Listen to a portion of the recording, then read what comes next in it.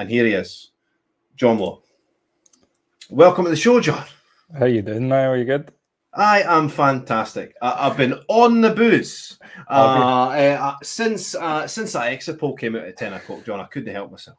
I've been watching, mate. I've been watching. It's been fantastic, mate. I've really enjoyed it. To be honest with you, I've really enjoyed this tonight. Well, I mean, it's if it wasn't for my fantastic partner Megan in the background putting everything together, I would not be able to pull this off, John. I really couldn't. But I mean, thanks for coming on in the first place. No problem, mate. What's your view on what's happened here in Scotland? Tell me your personal views. What in regards to what we've seen so far tonight? I mean, with the exit poll, what does it mean for Scotland getting diminished to 10 MPs? I mean, for me, it's fantastic, and you're speaking to someone that actually the last time, Niall, I voted for SNP. In the past, I voted for independence, but there's not a chance in hell I'd vote for it now, mate. To be honest with you, I think at this point in time, I think if you're voting for SNP, I think you've either got Stockholm syndrome, or I also think that you're re-electing criminals at this point. So, my understanding is that this is just kind of like a guess just now to where we're at, but I'm kind of hoping that as the night goes on, those numbers, I don't know if they can drop now, but I really hope this is the end of the SNP, and this will hopefully filter in to the next election in Holyrood, and hopefully we see the back end of them, to be honest. And I actually think that this actually might force them to actually call it another early election. Really? Well, it could be a tactic, mate. It's kind of showing that, Rishi done it. So who's not to say that, the SNP could do it as well? I mean, how many First Ministers have we went through in the last... That's true. Years? That's true. I mean, we've seen them off like flies, Alistair. They've been dropping like flies. We've had Nicola Sturgeon, Humza Yousaf, and I don't. The shelf life on John Swinney seems to be very short-lived. You don't think? Yeah, I mean, I don't. To be honest with you, I don't watch anything to do with them anymore, mate. Funny thing was, they chapped my door yesterday, Niall, and I gave them just absolute dog's abuse. To be honest with you, I was actually expecting the police at my door. Because I don't even know who the representative was in my area, but I just said they use the SNP guys, and I went, yeah. So you really honestly believe in the SNP at this point? Told them about my story regarding the vaccines. I says talked about the lockdowns, spoke about what's going on in the COVID inquiry regarding them all. Now, what's happened to me isn't just an SNP issue; it's an apolitical issue. Let's sort of recap for people that don't know you, John. Your story is very, very integral to what I think should be happening. Your story is very important in such a massive way. It really is. So if you could go through, just recant it in a sort of elevator sort of pitch. Yeah, basically took what Nicola Sturgeon and all the rest of the politicians, they all told us, which was safe and effective. And within 24 hours, 40 hours now, my life drastically changed. And I went from a guy who was fit and healthy, although people might see me just now. I was in a wheelchair and bedridden for 14 months, and I've spent about £40,000 of my own. Well, there was money raised on a GoFundMe, which helped me get better. But I also have spent about £28,000 of our own money from the family to try and get me in the position I'm in. I was, the number of side effects I had from that thing was unbelievable, from seizures to postural orthostatic tachycardia syndrome, myocarditis. I've now, you might see me here just now, okay, but I'm still not better, mate. You've came and seen me. And no, I know your case quite intimately, and even simple things like standing up too quickly, John. Yeah, it's. And to be honest with you, I think in regards to what's happened to me, and I asked Nicola Sturgeon, so I had a big account on Twitter.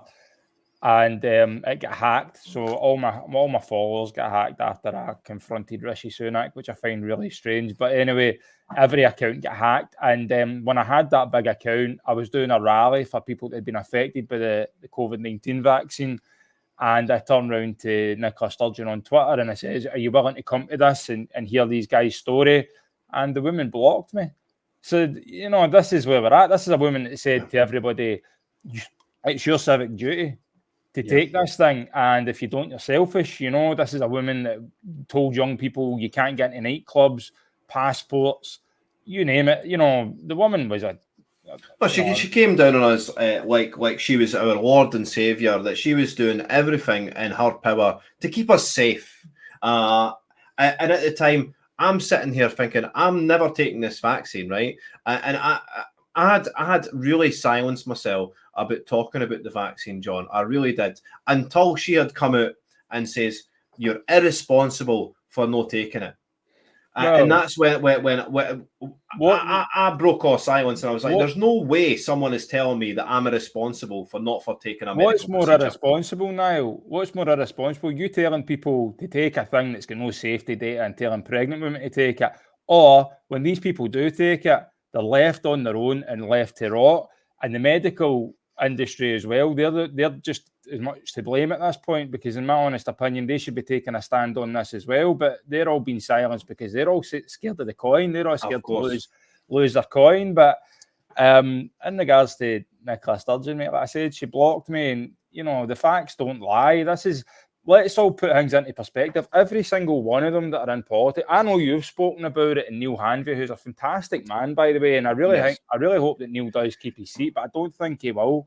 No. Unfortunately, and I think there's been he's a man for the future, Neil Hanvey, because I would like to see him in Scottish politics, to be honest with you. But if we go back to the COVID inquiry, mate, let's forget about me and the vaccines. Let's look at the care home situation. Let's look at I think that 2020 and stories like mine in the care homes and all that is really, really showing people what the government are actually capable of. We go to the midazolam and morphine scandal. We go to all these things now. It's all coming out in the COVID inquiry. And this is the thing that's making people now go, hold on a minute here. This is what the government done. And let's remind ourselves, this is a bunch of people that locked us down, told us all to do this, gave us one rule and gave another rule. And then what happened? They all deleted their WhatsApp messages. So all the evidence has now been taken away. But, where we're at just now, mate, I really think there's, people talk about a revolution, mate. I really do feel that I was on a Twitter space earlier on tonight, and Craig was there, and the boy Basil and all that. And I hear all I've heard all day is nobody's good enough to vote for, and you're voting for this. There's no point. The vote doesn't count. And I heard Craig and Craig sitting saying, I'm deflated. I really don't want to vote for these people. I went into the space and I told them all, take this as a lesson. Take this as a lesson, as in when it comes to the next 2 years in Scotland, when this happens again, take it as a lesson is to get organised. Because see, if we don't get organised, this is going to happen again. And in my opinion, you're just going to re-elect criminals and more people. And I heard a fantastic word actually the other day, and it was feudalism. I don't know if you've heard that word, mate. And that's what they're basically saying what we're going into, which is feud. And I was like, it's a neo-feudalism, aye. And I was like, that's the perfect way to describe what we're going into. Yeah. It's not really.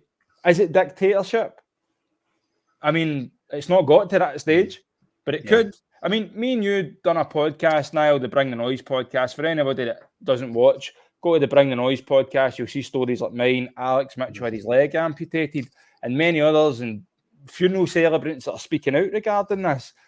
And there's a bit in the podcast that you said it doesn't matter if you're into politics or not. You're going to become political somewhere or another in the near future, and that's 100% correct, mate. Because if you spoke to me at the last election, mate, where would I be? I'd be in my bed, no giving a flying monkeys, But this and now you're up. It's right past midnight, John, and I'm sure you'll be up into the wee hours making sure that the SNP are no getting any seats that they don't deserve. And again, it takes me back to the meetings that I went to you, no in secret, but we went to meetings way back when, probably about a year ago now. All discussing about how the hell we're going to get past this, because the vaccine injured is such an underviewed group in society now that it's criminal. It's absolutely criminal that the vaccine injured are getting overlooked, right? But I want to sort of press you on: do you think this the COVID situation has had a massive impact on this election, John? 100%.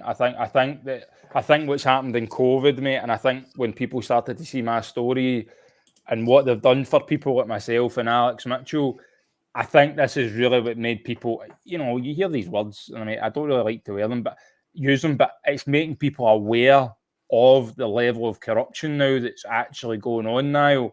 And again, the COVID inquiry, these things are all showing people exactly. This is the thing. The mainstream media are dying, mate. That's a dying breed. Yeah. The mainstream, if it wasn't for things like what we're doing just now, alternative media is the way forward. I'm speaking nothing but facts. You're speaking nothing but facts, mate.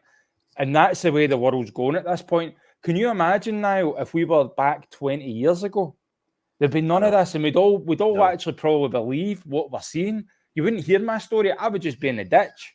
But the honest answer is, thank God for the internet. As much as I don't like it at times, but it really has become a fantastic tool to try and get the truth out there. So going back to your question, do I think that 2020 and what's happened to me it's had a massive impact? But again, to vote Labour in, I don't think people are really realising what you're doing by that, because in my opinion, that man is just as bad as the rest, and he's right into the WEF and WHO's pockets.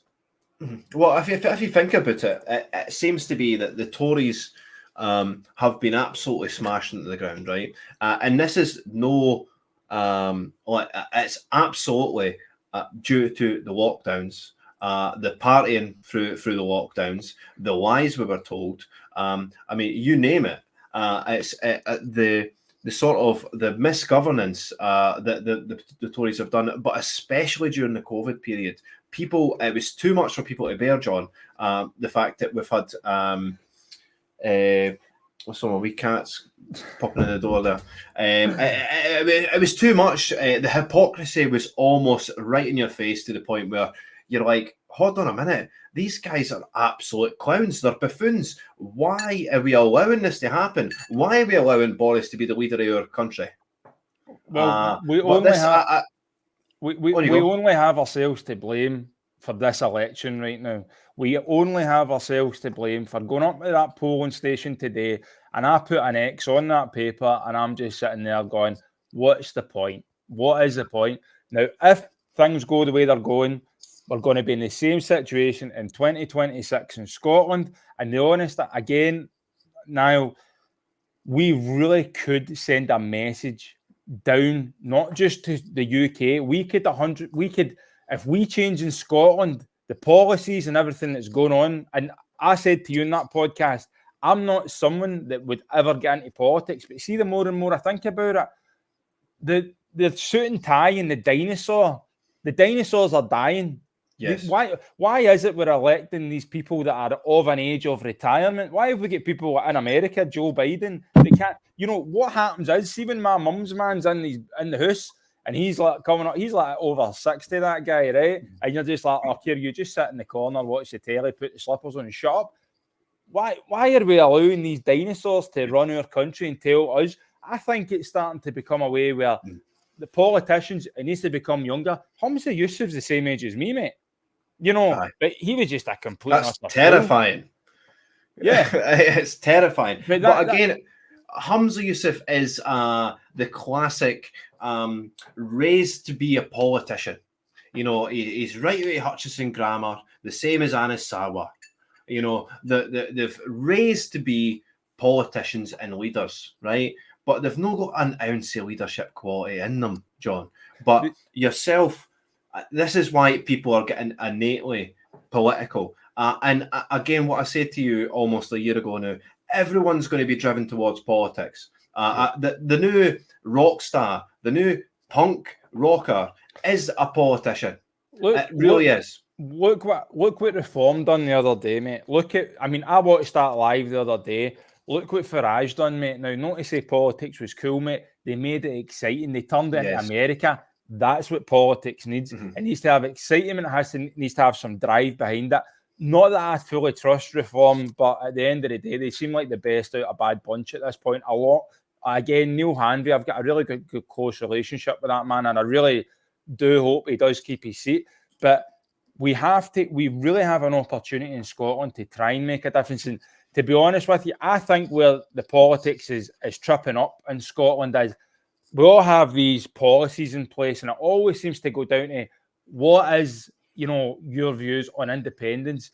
I think we need to have a new Scotland at this point, some sort of new Scotland party or something, mate. And I think, see, when it comes to that question, what is your views on independence? It doesn't matter because that's down to the people. We will have a decision and it will be voted by the people because that's what it's for. Doesn't matter what I think, Niall, or you think. Sorry, I'm going that way. It really depends on the people, to be honest with you. And I think that's where a lot of political parties are going wrong at this point. Independence is the last thing on anybody's mind because we've got so much more going on. And 2020 really has ruined not just Scotland, but around the UK. Price everything up, inflation, everything's went up, mate. Everything's went up in price. And we have to get back to, like I said, a community. We have to become a community again. Because we're at a point in time where, back in the day now, when your neighbour, you would check in on your neighbour. Absolutely, John. It's not like that anymore, mate. Remember back in the day, it was Hogmanay and everybody would be chapping the door. Again, Craig Houston said that today. You'd be chapping the door and then you'd be on to the next one and you'd be wishing them all the best for the bells. And nobody knows their neighbours anymore. Nobody really has a community anymore. And truly, John, I mean, the internet is a fickle beast, right?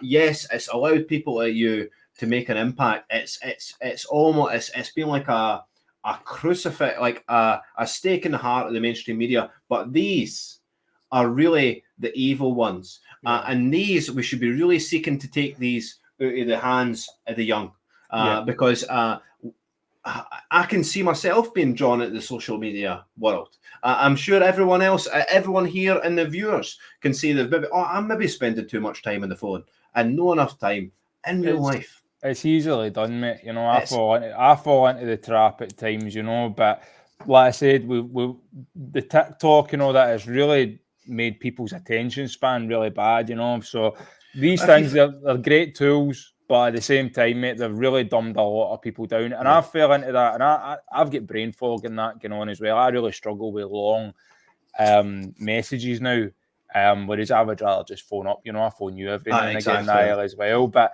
I really do believe, mate, that this is the opportunity to actually make a difference, let it filter through, and we've got 2 years to get organised. Doesn't matter what party it is. We can all join. You said it in the podcast. It doesn't matter your views on this. If we're all singing from the same hymn sheet, we can all get that SNP out and we can all start to get in and actually work together because it seems to be too many heads are clashing at this point. Well, but sorry, me and you totally agree that there needs to be a political reckoning for what's happened to us in 2020 with the COVID years and what happened to us, where they're just unilaterally stripping our freedoms away and say, just making stuff up at the whim and then deleting their WhatsApp messages at the end of the night in a bedtime ritual. It's just insanity, John. Now, and I know, see if that was a court of law, they would be in the jail. And not only that, mate, you can get real people in to actually get those messages back. That's a lot of nonsense. You know that, and I know that. But look, and what I done with Rishi Sunak on the telly as well, I kind of wish now I didn't wait and do it on GB News because there wasn't an election at the time called. Could you imagine if I had done that? If this was during an election season, John, it would have been billions of views. Exactly, mate. I could have, but because it was GB News, it was it got kind of suppressed, didn't it? It really did. But someone's saying to turn the news on, mate. I don't know if you want to turn the news on for 2 minutes. What's happening on the news?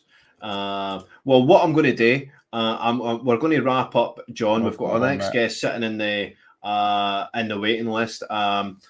John, I just want to congratulate you first. You were talking about bringing the excitement back to politics and Nigel Farage, but you are bringing the noise and bringing a sort of, not an excitement, because it's not an exciting topic, the vaccine injuries, but you need to make it forceful. You need to make it accessible to the public, and you've done that. You've just had a recent event that you've just come off the back of, where in Glasgow, a sold out event talking about vaccine injuries with politicians there in tow.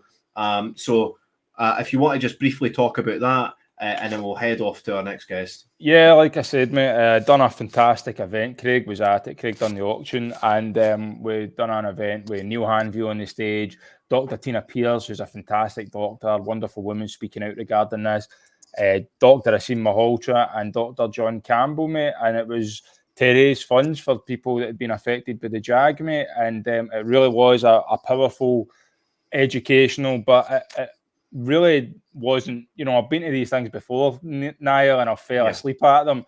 It wasn't like that at all. It was just everybody, there was just so much good feedback, and I'm actually looking at trying to actually take it down to London. But I've actually contacted a few theatres, mate, and they've actually said that we can't talk about this.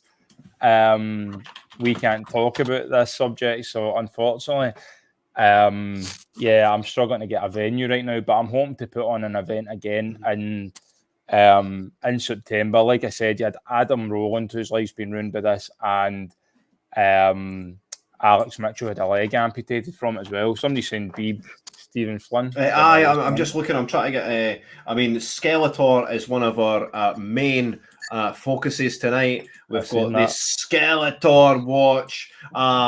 We need to get. If Stephen Flynn loses his seat, guys, I am going to down this entire bottle of champagne. Is that your man, guys? While we're trying to find the news for Stephen Flynn, we're going to bid farewell to John Watt of the Vaccine Injured. Tell people briefly how they can get in contact if they know anyone that is affected by the vaccine, if they know anyone, if they want to contribute to the injuries. Yeah, so for anyone that thinks that someone has been affected, there is a website. So it's the Scottish Vaccine Injury Group. If you go to the website, there'll be links there for people to go on, and you can check out the website, and it has a lot of information on there from the COVID inquiry. It's in detail, and it shows the side effects of what this actually can do. So if you think you've lost a loved one, do go to that website. Also, there's a Facebook group, so it's Scottish VIG, and if you've been affected and you were in Scotland or got it administered in Scotland, please join that group, and make sure you answer the questions on entry, because we have had people that have tried to infiltrate the group now, and we can't have that, and we can't use the word vaccine and booster and all that. So, and if anyone wants to check me out, like I said, my old Twitter account got hacked, so if you type in @BringTheNoise_X, you can get me on Twitter, or go to Instagram, again, Bring the Noise, or check out the Bring the Noise podcast on Spotify, free to watch, and you'll see the one I done with Niall. He's over there. The one I done with Niall, and many others that have been harmed, and you can't just listen to it, but you can watch it, and there is a YouTube channel as well. So there is plenty of ways to get the information. So if everybody could please try and raise as much awareness about this problem. But again, Niall, thank you very much for bringing me on tonight. It's been a fantastic show, mate. I'll continue to watch. And again, I'm just going to say, I don't think there's a better time now to actually try and make a change in Scotland, guys. We really are starting to see a massive change in mainstream media. They're failing us. The politicians are failing us. And it really is down to the people of Scotland and the UK that can really make a change. So in Scotland in 2 years, it's time to prepare and get organised. Right, guys, you heard it from the man himself. Thank you very much, John, for joining us. You've been a great guest, and please give him a follow. We'll get his social medias up